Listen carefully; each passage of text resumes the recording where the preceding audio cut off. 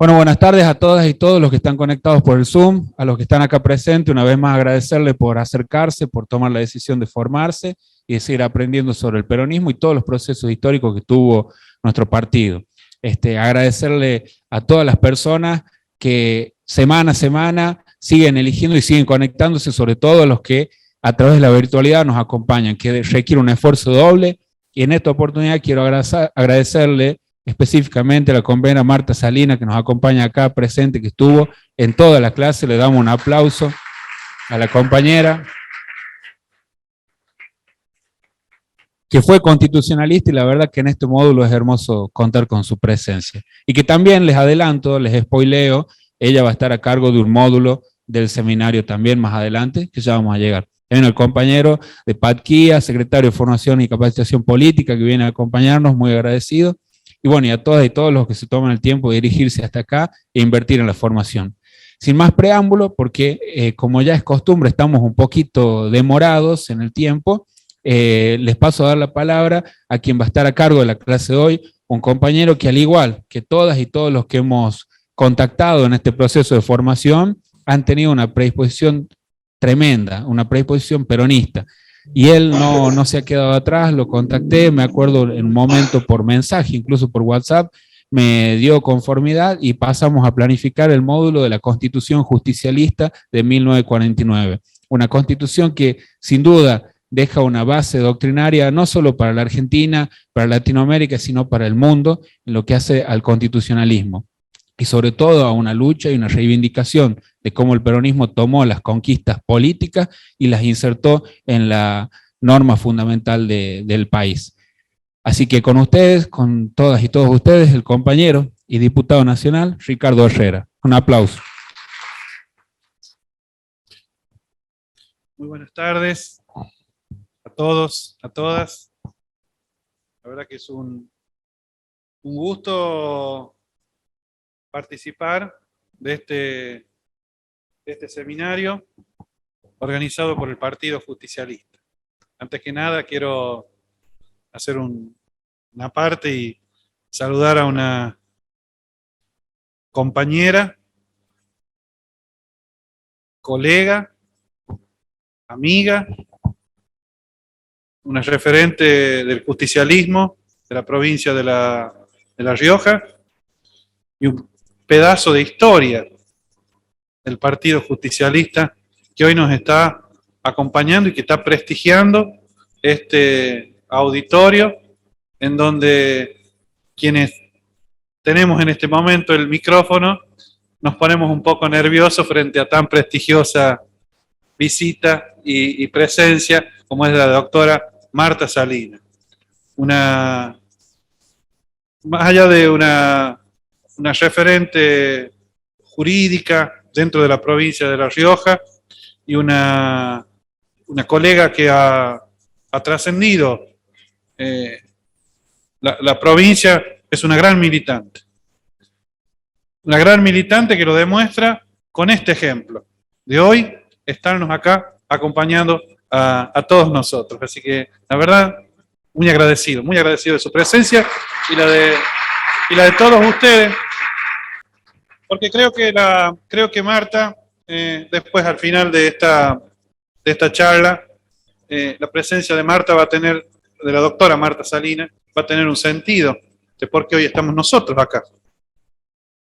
¿Y por qué está ella acá? ¿Y cuál es la función del militante y del dirigente en este recorrido que nos toca, que uno tiene que hacer dentro del Partido Justicialista? Hoy me toca, en primer lugar, saludar a los organizadores, destacar la organización de esto, que a Facundo Gaitán, que es el secretario de Formación Política del Partido Justicialista, de la rama juvenil. La verdad que Facundo, muy agradecido de este tipo de ciclos y de capacitaciones. Mirá, permítame tutearlo, estamos en un ámbito de compañeros, y a mí me tocó ser autoridad de la juventud peronista. En el año 2002, en el año 2003, en el año 2004, 2005, fui vicepresidente de la juventud peronista. Después ocupé otros lugares dentro del Partido Justicialista en Chilecito. En el 2007 volví al partido como representante de la rama juvenil, en la rama política ya del Partido Justicialista, como representante de la juventud. Y una de las, y no recuerdo, quiero decirte, para poner en valor lo que significa estas jornadas de capacitación.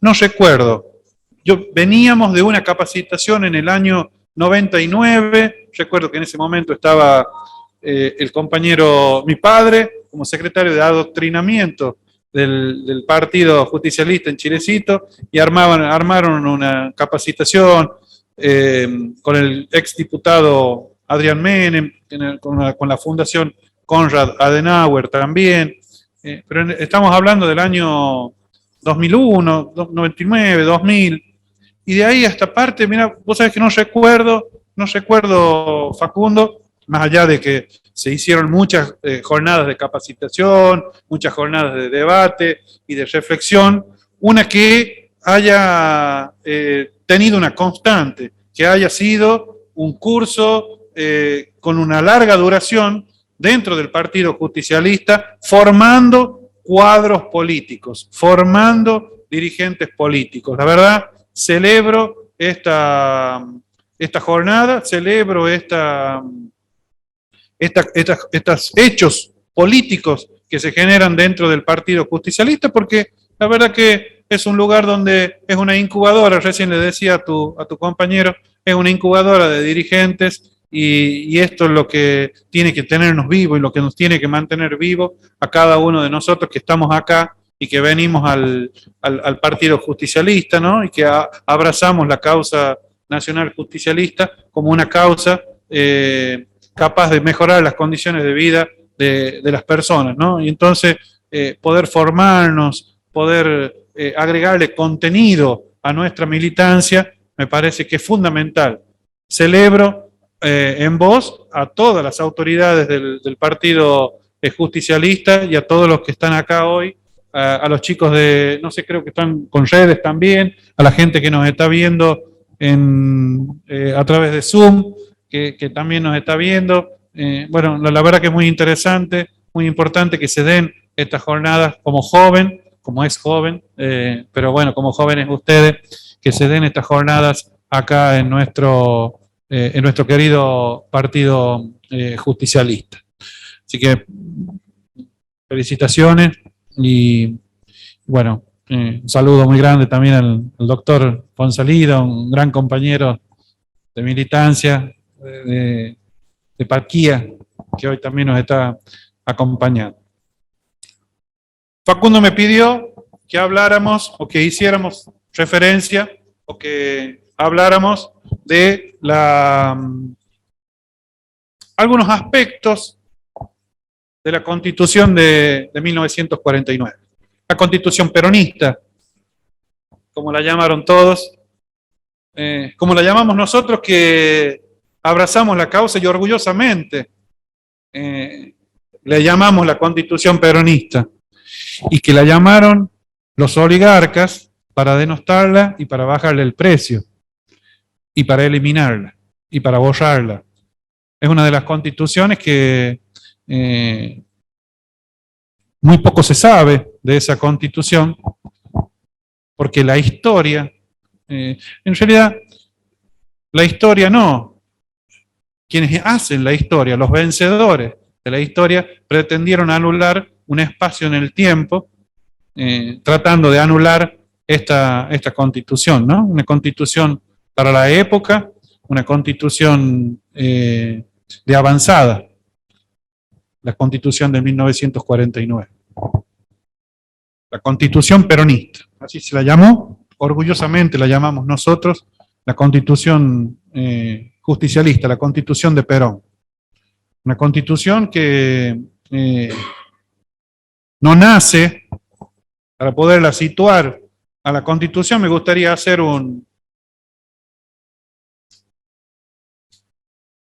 una pequeña síntesis, una pequeña referencia histórica.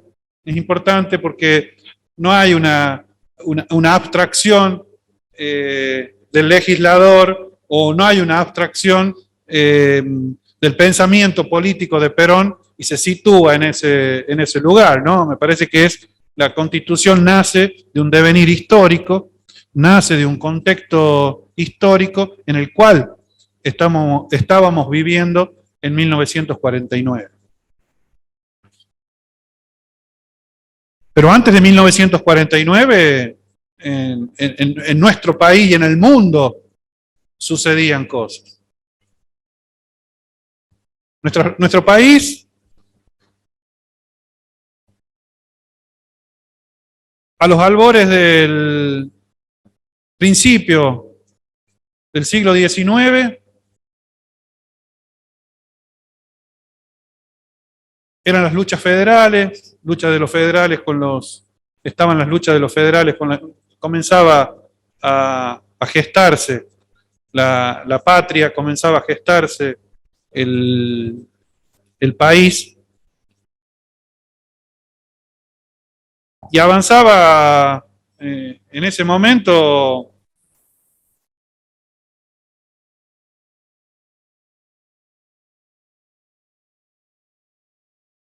el país empezaba a ver intereses de distintos sectores, empezaba a crecer esa tensión entre los sectores del puerto y los sectores del interior profundo de la patria. Quien mejor refleja, y que creo que nuestro país y nuestra cultura, porque somos cultura,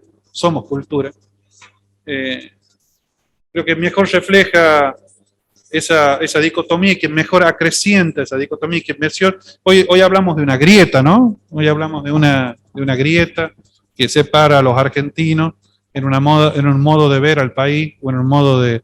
Y esa grieta tiene permítanme, por ahí, no sé si soy absoluto con lo que digo, pero por ahí tiene un nombre, yo lo resumo en Sarmiento. Sarmiento con su Facundo. Ese libro de Sarmiento y ese libro de Facundo, hay dos libros para mí que son claves en lo que nos pasa después. Sarmiento con Facundo y Alberdi con las bases y puntos de partida para la reconstrucción de la nación argentina.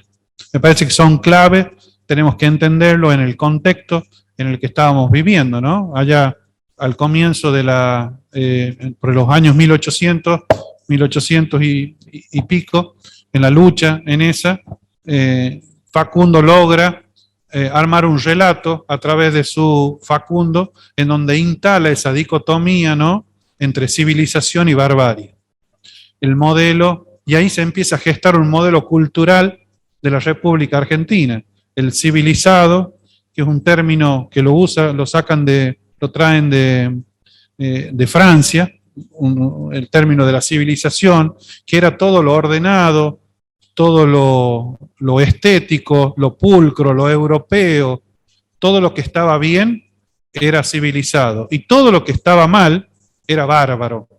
Ese Facundo, que Sarmiento lo describe en el libro, esa dicotomía que empieza, y si ustedes ven, todo lo bueno eran ellos y todo lo malo éramos nosotros, ¿no? Todo eso se comienza a gestar y comienza a calar hondo en el colectivo de la República, de los habitantes de la República Argentina. Eso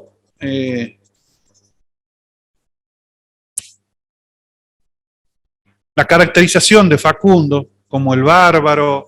En ese libro le destaco ahí, o rescato por ahí, la preposición "y".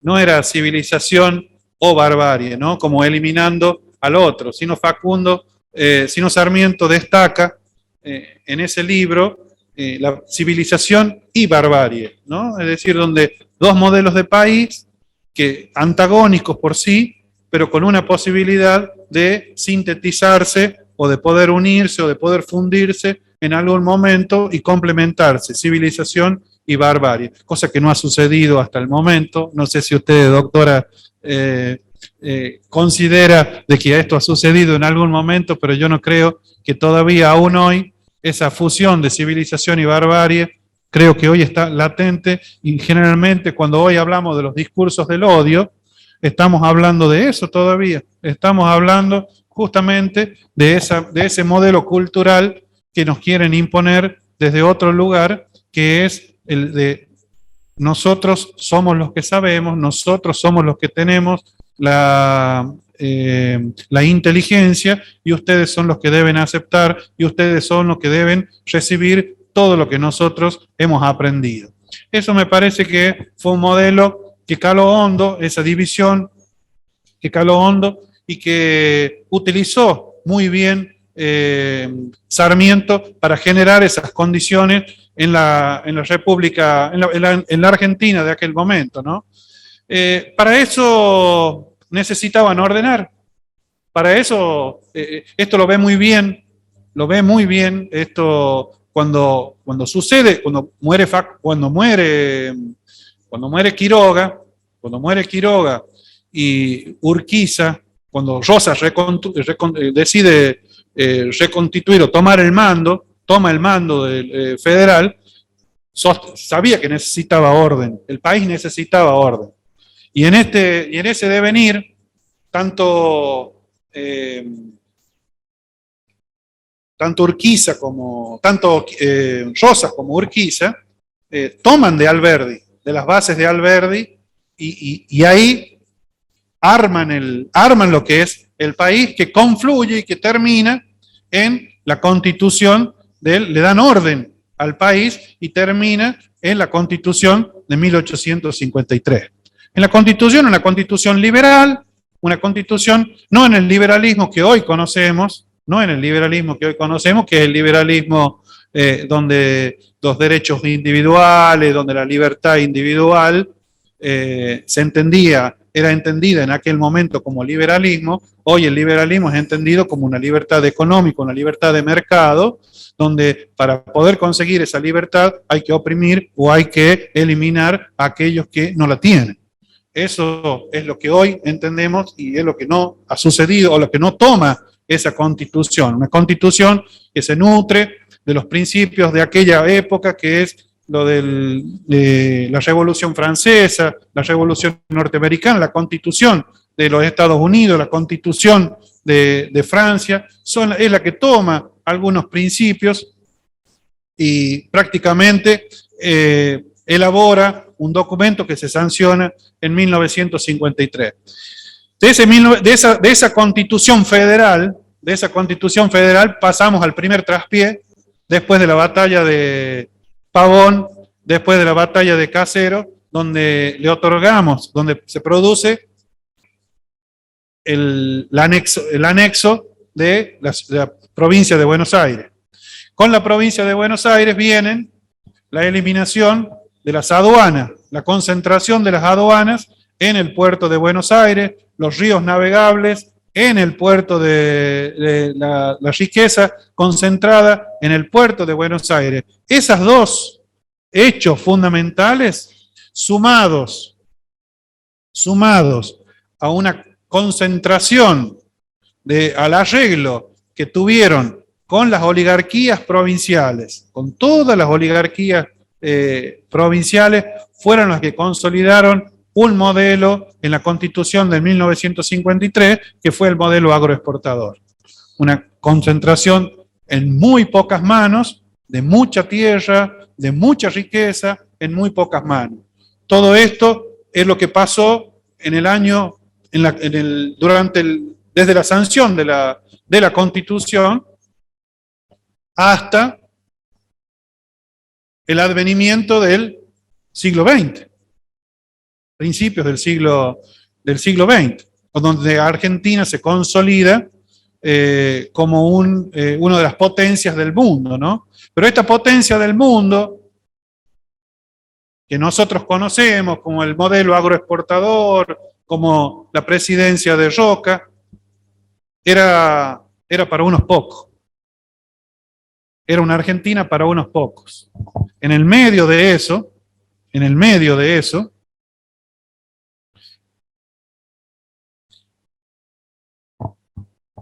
la exclusión política, la opresión social, la dependencia económica era cada vez mayor.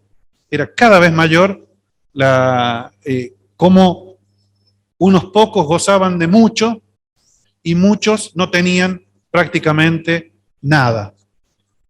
Cuando hablamos de esos muchos somos los nadies, ¿no? Todos los que no podían acceder a los bienes de primera necesidad, que eran los principales oprimidos, los que trabajaban al servicio de esas grandes familias argentinas, las grandes familias, las grandes oligarquías argentinas, asociadas a los capitales extranjeros, principalmente a los capitales británicos. Hablaba y cómo lo grafico a esa asociación entre la oligarquía argentina del interior y los grandes capitales, la asociación con los grandes capitales y la concentración de la riqueza. Miren, cuando se arma el país de esta manera, después de la Constitución del 53, el primer ramal del ferrocarril es al ingenio Ledesma, en Tucumán, a la familia Blaquier. Aún hoy, una de las familias de la más alta aristocracia de la República Argentina. El primer ramal, del puerto hacia el ingenio, hacia la finca, como nosotros la conocemos, hacia la finca de caña de azúcar de Tucumán. Así estaba organizado el país. Y esas eran las concesiones que esta Constitución del 53 le hacía.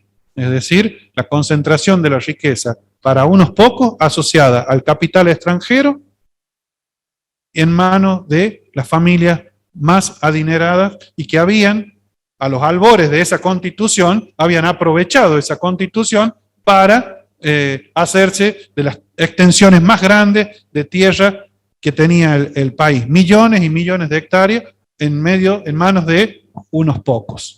Eso era, en el medio de todo esto, les decía, la opresión social, la exclusión política y la dependencia económica, la dependencia económica que traía esta situación. Esto estamos hablando del contexto nacional, pero esto no era solamente, en esto no vamos a solamente a circunscribir a nuestro país en el contexto nacional. Esto pasaba también a lo largo y a lo ancho de Latinoamérica. En toda Latinoamérica esto estaba sucediendo. Esta opresión social, esta exclusión política, esta dependencia económica de los sectores rurales estaba sucediendo. Y esto se nota con mucha claridad en las revueltas indígenas en México, en el año que terminan con la Constitución, que terminan sancionando la Constitución, y ahí podemos esbozar ya en el año 1917 algunos esbozos donde dicen, bueno, no podemos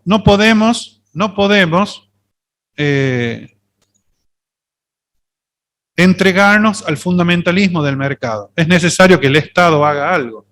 Es necesario que el Estado tenga cierto respeto por la dignidad de la persona humana.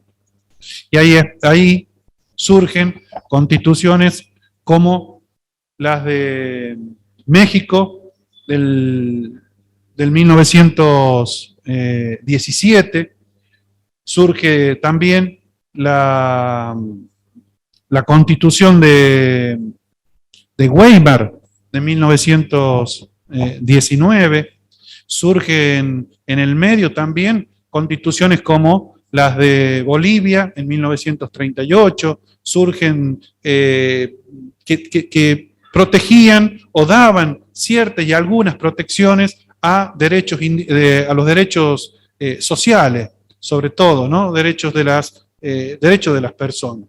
Esto, Cuba en 1945, Uruguay en 1942, Ecuador en 1944, son constituciones que ya empiezan a proclamar y a consagrar algunos derechos establecidos, algunos derechos sociales. Esto tiene, bueno, después viene lo que nosotros conocemos como la aberración histórica más grande que tuvo la humanidad, que fue la Segunda Guerra Mundial. Y allí el mundo se comienza a interpelar. Si vamos a dejar todo librado, el mundo ya se comienza a interpelar, si vamos a dejar todo librado al mercado y si vamos a dejar todo librado a las leyes del mercado. Entonces allí entran en dicotomía valores como el justnaturalismo, el justpositivismo, el respeto a la dignidad de la persona, el respeto a la dignidad de la persona humana. Y eso se tiene en cuenta y eso es sancionado en el año 1948 con la Declaración Universal de los Derechos del Hombre, en el año 1948. En el 1945, esto para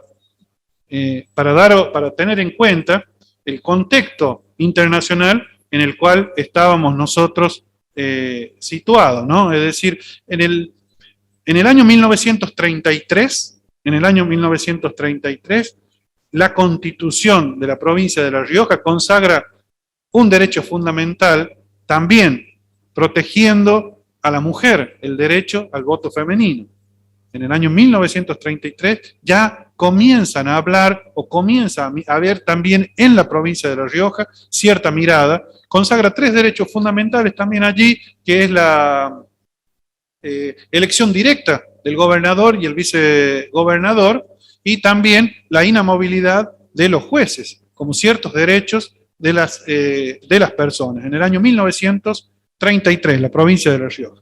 Entonces, hay dos modelos hasta el año 1900, en el año 1948, dos modelos en pugna, ¿no? El modelo agroexportador, con la exaltación de la propiedad privada, y la irrupción, que creo que es el detalle que empieza en la Constitución, como les decía, que comienza en la Constitución de México, con la Declaración de Querétaro, en el año 1917, que se extiende por la Constitución de Weimar y de todas esas constituciones, que es la irrupción, que creo que es el hecho trascendental y fundamental, ¿no? Que es la irrupción de la clase obrera en las decisiones políticas como sujeto político, económico y social de los pueblos. Me parece que allí es donde esa irrupción de la clase obrera en ese momento cambia el paradigma de las constituciones liberales para dar paso a lo que fue el constitucionalismo social en la época, en el 45 en adelante, en el 40 en adelante, con más fuerza en nuestra Argentina. A lo que sumamos un aditamento, la irrupción del peronismo. La irrupción del peronismo como un movimiento de clase en el año 1945, la llegada de Perón al poder. Perón, un hombre que, estando en la Secretaría de Trabajo, y todo esto que nosotros veníamos hablando, esta exclusión de los sectores más desprotegidos, esta opresión que estaban teniendo los pueblos de la República Argentina, los trabajadores de la República Argentina, Perón en su Secretaría de Trabajo supo escuchar. Él lo decía en sus charlas, yo lo único que hacía era escucharlo. No había nadie que los escuche en ese momento. Bueno, Perón se tomaba ese tiempo de escucharlo, como un militante más, de escuchar las necesidades del otro y ponerse al lado del otro. Eso ha sido prácticamente el germen y el antecedente de la irrupción de la clase obrera en la República Argentina, ¿no? El hecho central, que es la llegada del peronismo a la conducción política del país.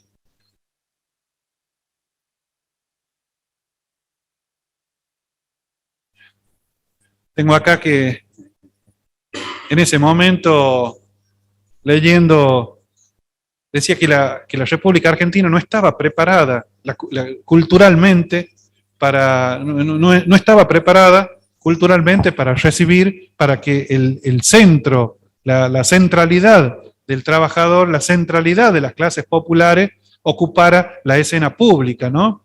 Y la llegaron a llamar ese aluvión zoológico, la llegaron a llamar, o bien chusmocracia, porque no era solamente propiedad de los peronistas. Aluvión zoológico, cabecitas negras, nos llamaban a nosotros. Y chusmocracia lo llamaban a los militantes radicales de Irigoyen, los senadores de la oligarquía, los senadores conservadores en el Senado de la Nación, llamaban la chusmocracia, que no eran otra cosa más que la participación activa de los trabajadores en ese momento, revueltas o en algunas reyertas que podían haber tenido por ahí, o en ocupar en la agenda pública haber tenido algún grado de opinión en ese momento, ¿no? Pero bueno, así nos trataban a nosotros hasta que llegó Perón. Perón, que en ese momento, cuando irrumpe en el año 45, decide reformar la Constitución y consagrar todos estos derechos que venimos hablando. Decide reformar la Constitución en el año 1949 y decide dar paso y consagrar todos estos derechos que veníamos mencionando nosotros, los decide consagrar en una Constitución. Para esto en ese momento, le encarga la redacción de la Constitución. Figuerola era el redactor fue el redactor de la Constitución, pero el numen, la persona que ideó, la persona que internalizó el pensamiento del general Juan Domingo Perón y que le dio y que lo materializa en una Constitución es el profesor Arturo Sampay. Fue el constitucionalista Arturo Sampay, que no es un dato menor,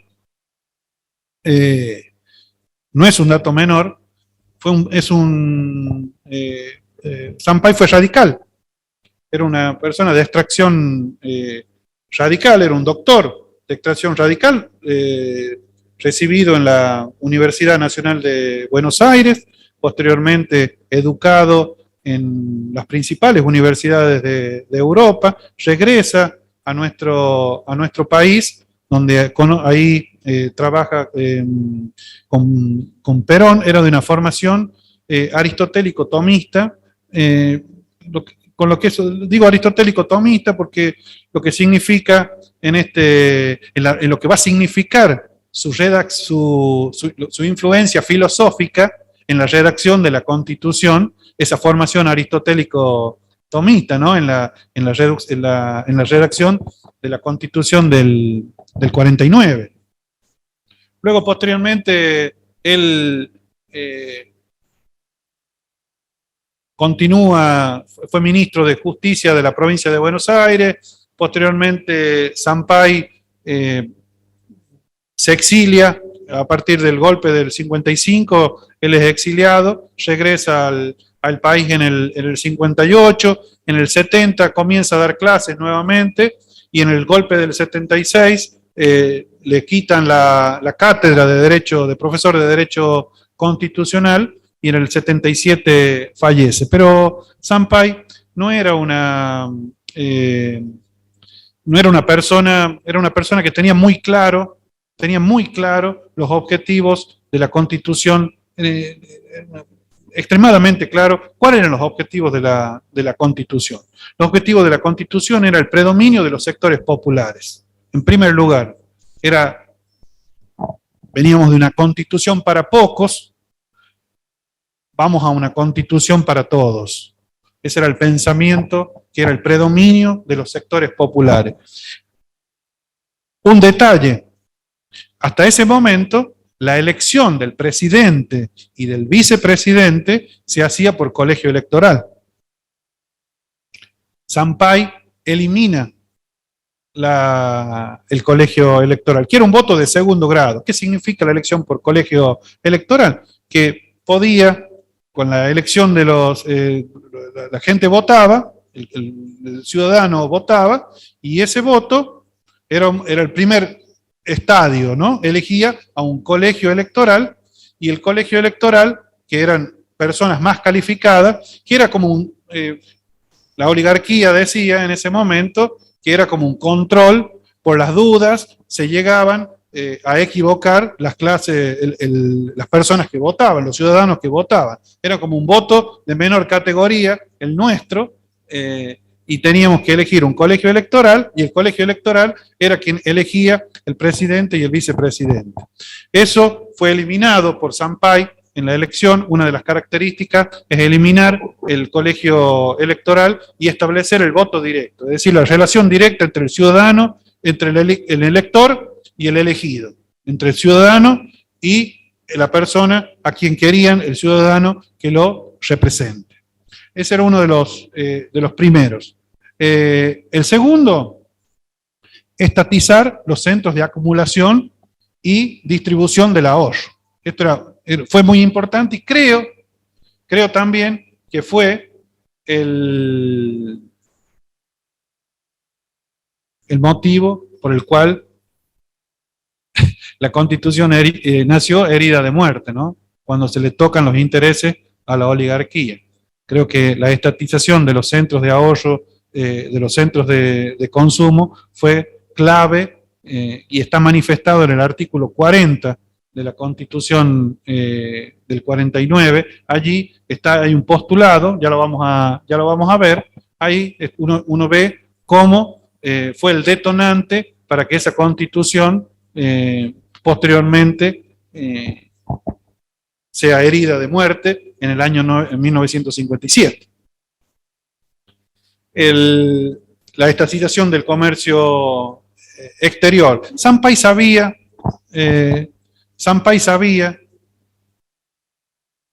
que esta Constitución iba a tener ese final. Le había advertido al general Perón que si no generaba, la Constitución generalmente es un mecanismo de pesos y contrapesos, ¿no? El Poder Ejecutivo controla al Legislativo, y así el Poder Judicial, y todos se van controlando. Y en esta Constitución, Sampaio, por pedido de Perón, porque había una extrema confianza en su líder, y Perón no quería tener controles, no quería que el pueblo mismo, el pueblo en el que él confiaba, quería que lo controle. Por lo tanto, fue una Constitución desde lo institucional un tanto débil, tal es así que cuando la Constitución fracasa porque, como decía Aristóteles, ¿no? Quien tiene el poder de las armas tiene el poder político. Y esto no pasó mucho tiempo, del 49 al 55, que quien tenía el poder económico en ese momento, la oligarquía terrateniente, se recostara en el poder de las armas y generaran el golpe del 55. y tomaran el poder en el año 1955, eliminando la Constitución de 1949. Eso fue porque desde lo institucional era una constitución débil, a pedido del propio Perón y criticada, que es una de las críticas que Sampaio en el año 1975, tiempo después, se hace, ¿no? Es decir, no se habían generado los controles para que el poder popular, el poder del pueblo, controle al presidente de la nación, dejando librada esta suerte de lo que pasó, ¿no? Dejándolo librado a la suerte de lo que pasó. Como todas las constituciones, tiene un preámbulo. En el preámbulo de la Constitución del 49 está marcada el preámbulo. ¿Qué es el preámbulo? El preámbulo de la Constitución es el prólogo de un libro. Es lo que el lector va a leer y es lo que sienta las bases de lo que el libro es un resumen del libro, ¿no? Un postulado de derecho, una síntesis de lo que el lector se va a adentrar cuando lea la Constitución o en este caso un libro. En este caso, el preámbulo, no se toca el preámbulo porque la idea de Perón y la idea de Sampaio no era eliminar el capital, no era eliminar el derecho de propiedad. No, al contrario, era que convivan los derechos individuales con los derechos sociales. No era una eliminación. Entonces, él habla y ahí queda establecido en el preámbulo la ideología de la Constitución de 1949, que es la que nosotros, como dirigentes, como militantes, y repetimos muchas veces, y no sabemos por ahí qué es lo que, a dónde apunta, o cuál es el apotegma principal que tenemos los justicialistas, ¿no? Cuando dice el preámbulo, la irrevocable decisión de constituir una nación socialmente justa, económicamente libre y políticamente soberana, así como promover la cultura nacional en coincidencia con el proceso de transformación social que se daba en el país.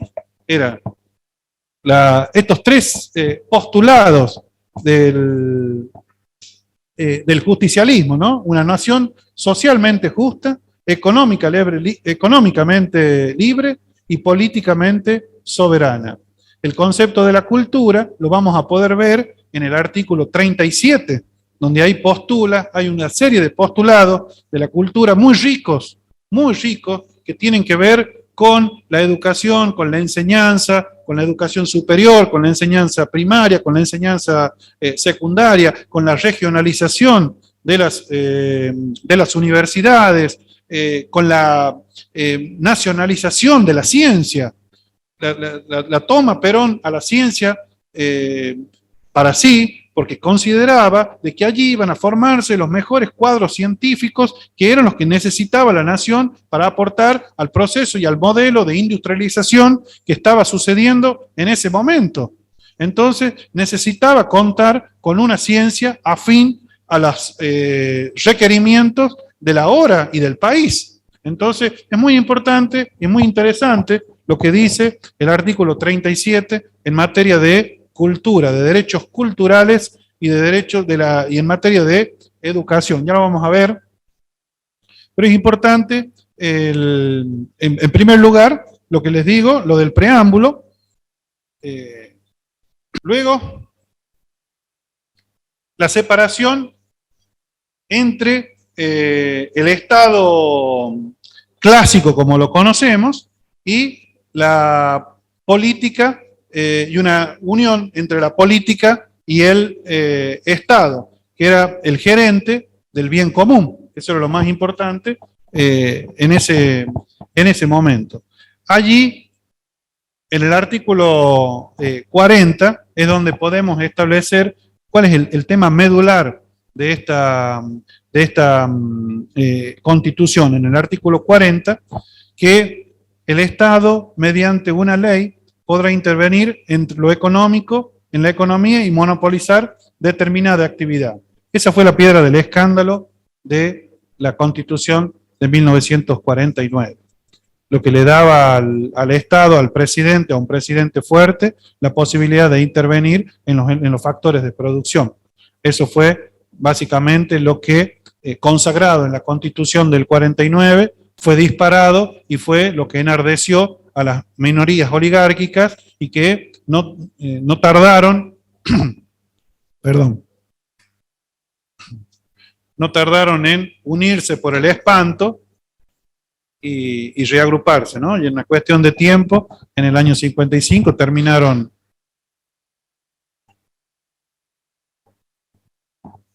derrocando al general Perón.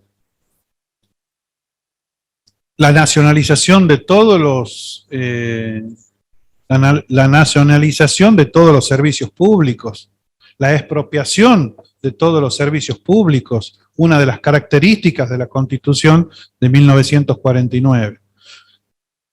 ¿Por qué digo, y por qué dice eso Perón?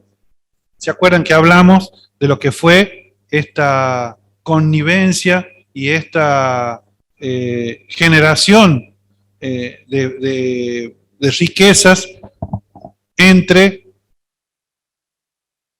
la oligarquía y el capital extranjero?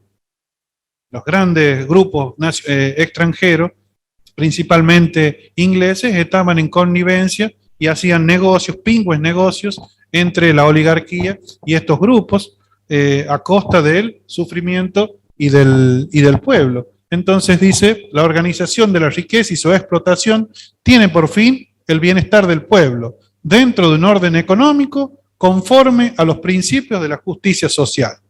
Esto creo que sintetiza el pensamiento respecto de la propiedad del general Perón, ¿no? El Estado mediante una ley, ahí decía, ¿dónde dice? Bueno, el Estado podía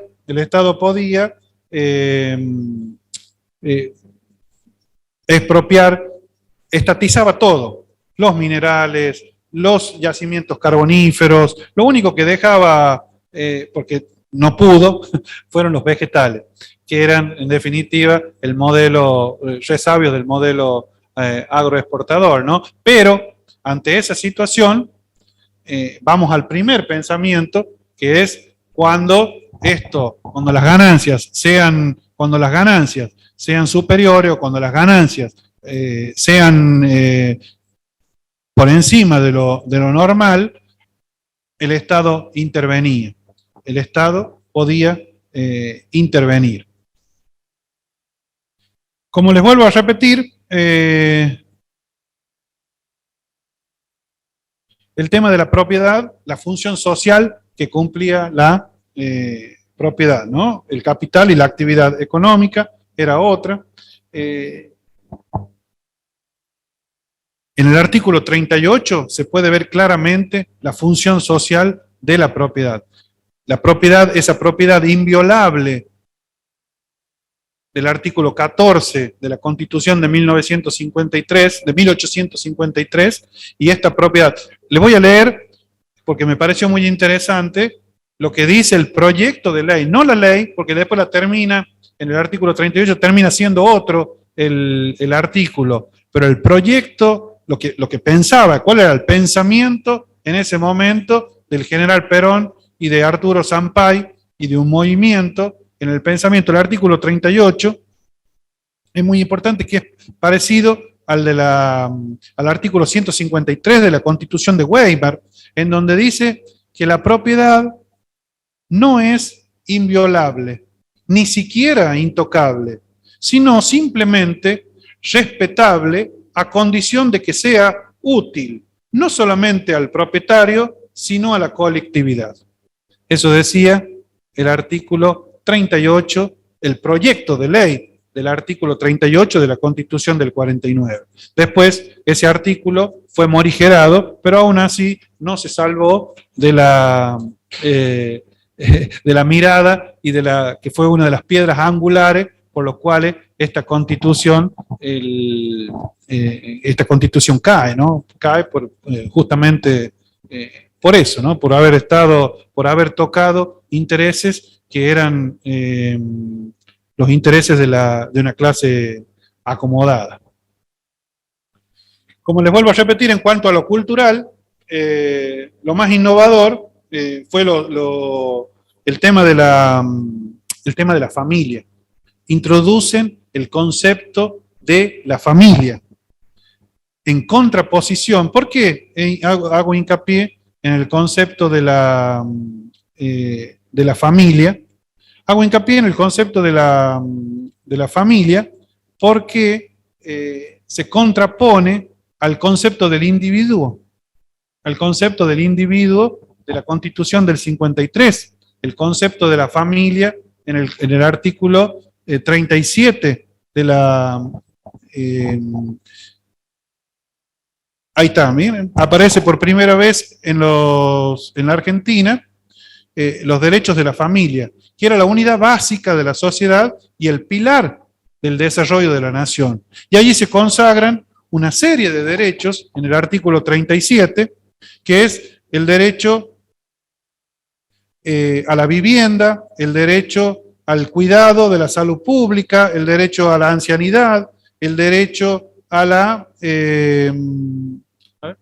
trabajo, al esparcimiento, el derecho al respeto, el cuidado a la salud moral, a la alimentación, a la vivienda, una serie de derechos consagrados en el artículo 37 de la Constitución del año 1949. Todos estos derechos eran vanguardistas para la época. No se hablaba de estos derechos en ninguna de las constituciones. Eran derechos sumamente vanguardistas que estaban consagrados de manera fehaciente, ¿no?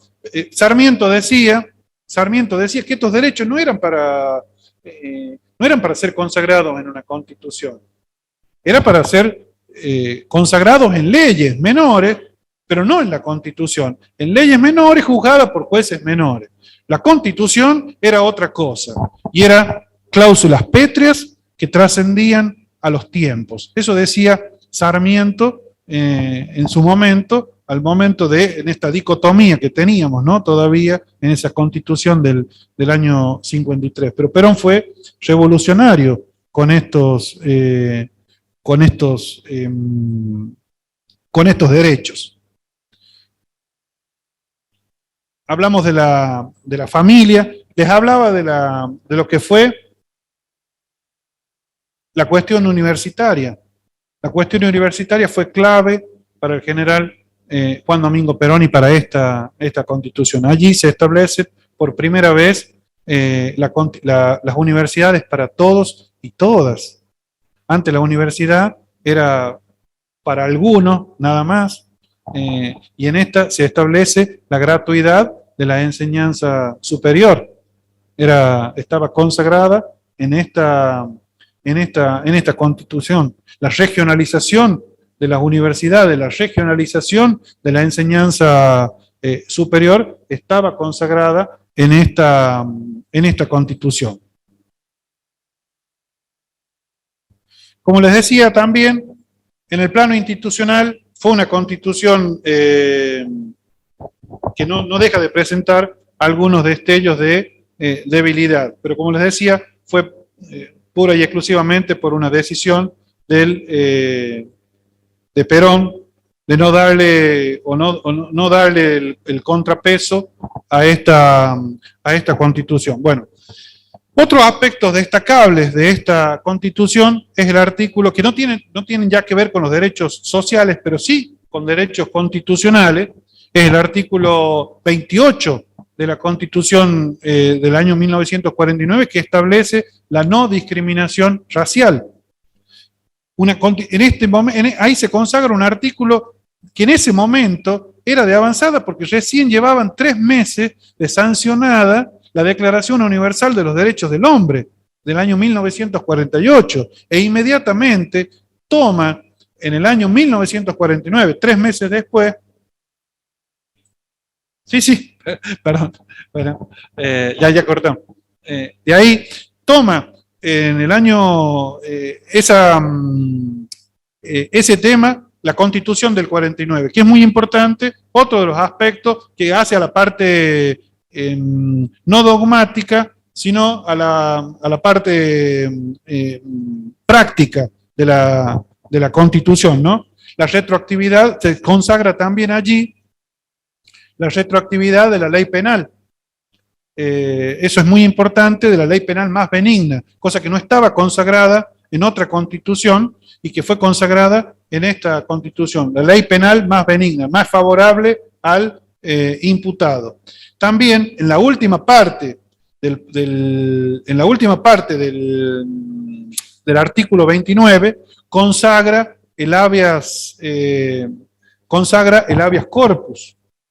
Otro tema interesante que en esta constitución, que después lo eliminan y recién lo volvemos a consagrar en la constitución en la cual usted ha sido convencional, Martita, que se consagra el habeas corpus, que en la constitución del 49 consagra el habeas corpus no solamente cuando la persona era privada de libertad, sino cuando había ciertos indicios o cierta amenaza o ciertas restricciones a la libertad individual de la persona. Allí se consagra en el artículo 29, último párrafo de la Constitución. En síntesis, esto ha sido, yo digo, es una constitución romántica, ¿no? Porque era una constitución que nace a los albores del constitucionalismo social, donde veníamos de una Segunda Guerra Mundial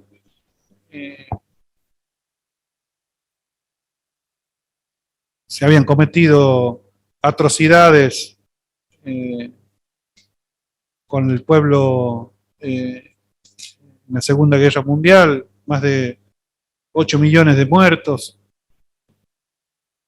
La verdad, había un renacer y había una serie de, en ese momento, la irrupción del sector obrero y de las masas obreras hacen que esta constitución, que por primera vez quienes no tenían voz ni voto puedan escribir una constitución, puedan sentirse protagonistas de la historia, puedan sentirse sujetos con poder, sujetos de poder real, sujetos, personas visibles, ¿no? Porque hasta ese momento eran invisibles y la opresión y la dependencia económica era brutal a lo largo y a lo ancho del planeta, ¿no? Y Perón supo interpretar esos tiempos y supo plasmar esas necesidades en una constitución que termina cuando ese poder económico y concentrado termina golpeando la puerta de los cuarteles, como lo hace siempre, y termina volteándola a la Constitución en el año 1957. A esa Constitución termina el 27 de abril de 1956, termina la Revolución Libertadora, termina abrogando la Constitución. Los argumentos de esta eliminación eran que había sido mal convocada, que no había un poder constituyente, era una mala interpretación del artículo 30 acerca de las mayorías, de cómo se debe o cuáles eran las mayorías que necesitaba el Congreso de la Nación para aprobar la Constitución, el llamado la reforma de la Constitución. Pero la crítica que le hace Sampay es cómo puede ser que los mismos constitucionalistas que criticaban la Constitución del 49 justificaban una Constitución por decreto, hecha por un decreto en un gobierno de facto en el año 1955, ¿no?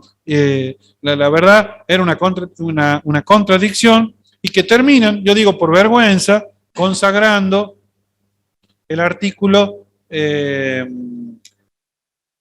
14 bis, ¿no? Que es prácticamente, no es lo mismo, es una síntesis de postulados enunciados que al día de hoy nosotros lo vemos en la Constitución nuestra, ¿no? El artículo 14 bis está plasmado en nuestra Constitución. Muchos de esos derechos, o muchos de estos derechos consagrados, sobre todo en el artículo 37, 38, 39, 40 de la Constitución del 1949, están consagrados en el artículo 14 bis, y que después, por leyes, se han ido materializando esos derechos, ¿no?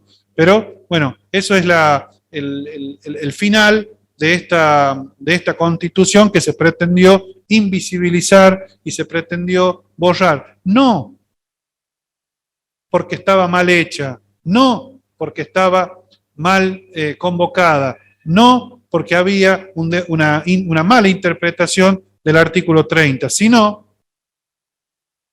porque tocaba los intereses del poder real. Porque el artículo 39, 40, 41, 38 tocaban los intereses de la oligarquía, cuestionaba y ponía en crisis el concepto de la propiedad. Eso fue el concepto de la propiedad, fue la piedra angular y fue la piedra del escándalo de esta Constitución que la oligarquía terrateniente pretendió borrar después del golpe del 55, y que muchos después, con el devenir de los tiempos, hemos pretendido, o por ahí se ha pretendido borrar y olvidar. Pero es bueno mantenerla viva, es bueno poder hablar de estos temas, es bueno poder indagar, es bueno poder leer sobre la Constitución del 49, que tiene una riqueza cultural y una riqueza en materia de derechos sociales, de derechos económicos, que básicamente es la lucha cultural y es la batalla cultural que estamos dando ahora, compañeros y compañeras. Todo esto que está plasmado en la Constitución del 49 es básicamente la batalla cultural que hoy estamos dando contra los medios hegemónicos, contra los discursos de odio, contra el poder concentrado, contra los medios económicos, contra los medios de comunicación que muchas veces sesgan o cambian el sentido de las palabras. Eso más o menos es la visión que tuvo en ese momento Perón, que quiso plasmarla en una Constitución y que duró muy poco, no lo dejaron, y posteriormente después siguió ya sin Perón en la vida, ¿no? en la vida política, siguieron una serie de reformas que se dieron, después vinieron otros derechos consagrados en la Constitución de 1994. Yo, a manera de reflexión, cuando hablaba de estos derechos, cuando estudiaba y cuando leía un poco de lo que, con cierto romanticismo, le vuelvo a repetir, leía de la historia de esta Constitución de 1949, decía, bueno, ¿cómo cerramos este panel? ¿Cómo cerramos esta charla que hemos tenido hoy acá? Si bien es cierto, nosotros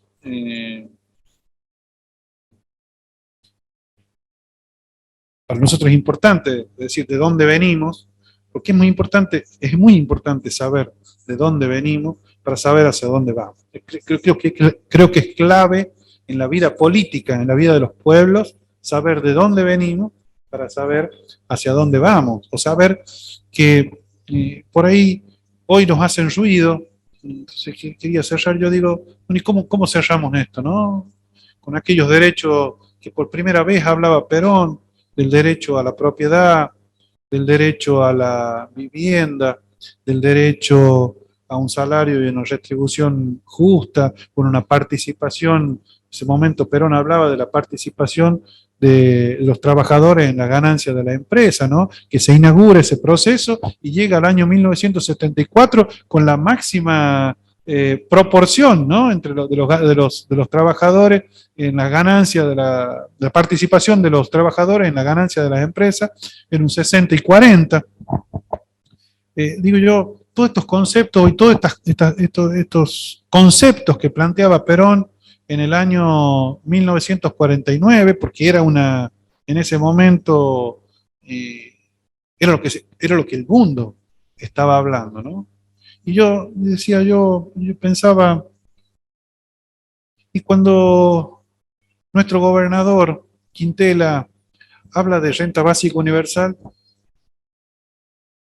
y cuando nuestro gobernador Quintela habla de Internet para todos, como la conectividad como un derecho básico universal,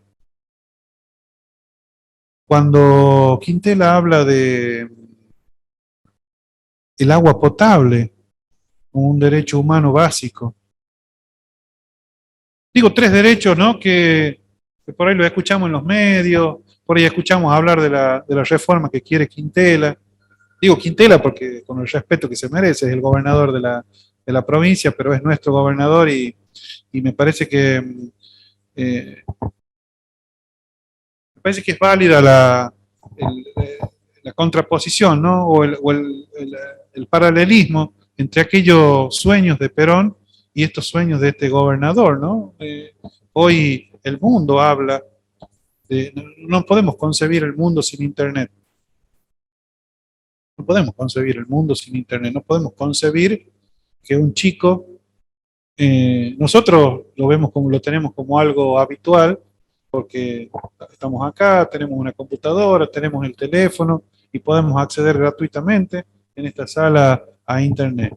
Y los cientos y miles de chicos que no pueden hacerlo, que se encuentran en Salina de Busto, en Valle Hermoso, en Corral de Isaac, en Upinango, en San Blas de los Sauces, allá, en Anguinán, que se encuentran en lugares totalmente alejados de los centros urbanos y que no tienen la posibilidad, porque el Estado no se lo da, porque está concentrado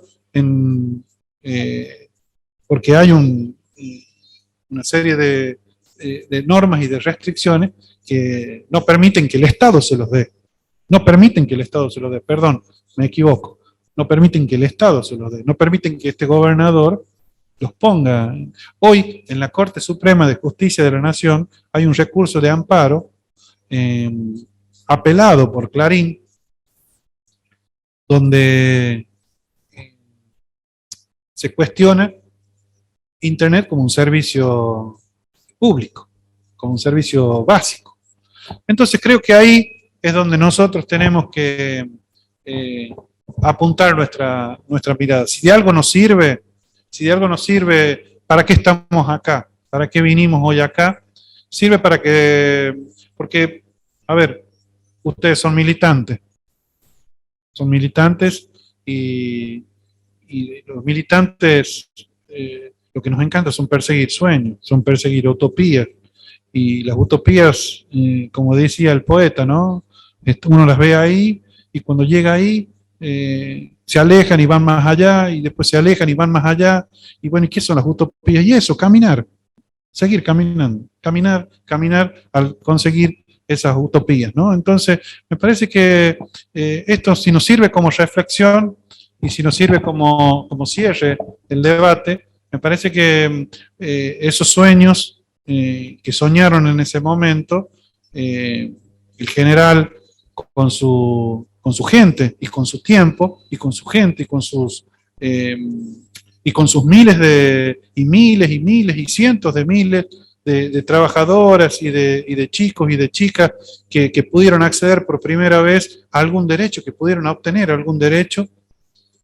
Me parece que son esos sueños que hoy ustedes, de la mano de un gobernador tal vez, o de la mano de ustedes mismos, si se quiere ponerse esos sueños y militar esos sueños, ¿no? Militar esos derechos que hoy muchas veces son cercenados a muchos y que por ahí tal vez cuando escuchemos hablar de reforma, cuando escuchemos hablar de Internet como un servicio básico universal, la renta básica universal, a quién se le puede negar un plato de comida? ¿A quién se le puede negar una entrada de dinero en estos tiempos?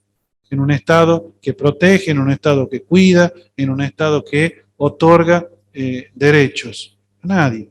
Entonces me parece que consagrar y constitucionalizar nuevos derechos creo que deben ser las nuevas utopías. Creo que deben ser los nuevos desafíos que tienen que tener ustedes como militantes.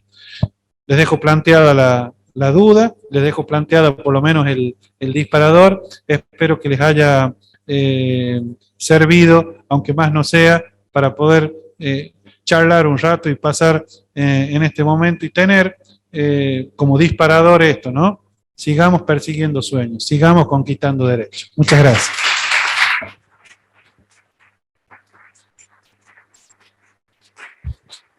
Bueno, muchísimas gracias, compañero diputado Ricardo Herrera.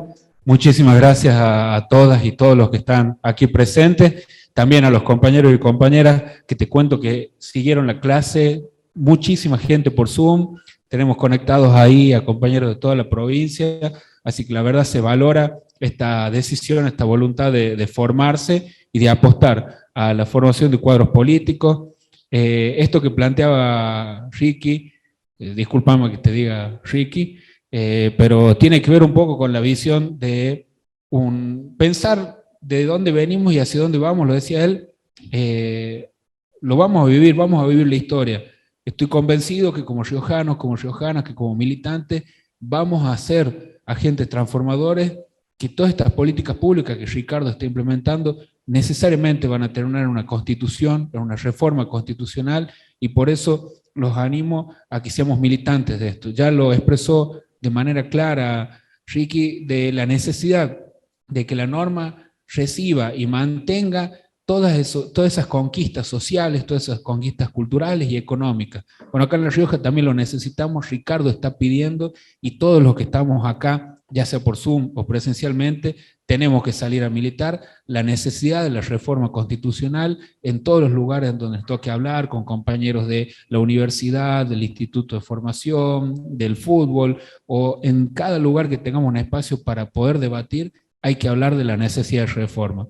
Y cuando se habla de necesidad de reforma constitucional, seguro lo tendremos a Ricardo Herrera y a tantos compañeros y compañeras con las que en alguna oportunidad tuvimos la suerte de salir a recorrer distintos lugares de la provincia para hablar de estas ideas que piensa Ricardo para todas y todos. Así que muchísimas gracias. La semana que viene no vamos a tener clase, vamos a pasar recién para el 18, en donde vamos a culminar el módulo 5, vamos a culminar la etapa del primer y segundo gobierno peronista. Vamos a ver la ley Evita. La ley Evita el derecho de la mujer, el derecho de poder votar y cómo se amplió la universalidad del voto a cargo de la rama femenina, va a estar esa clase, así que vamos agendando todas y todos.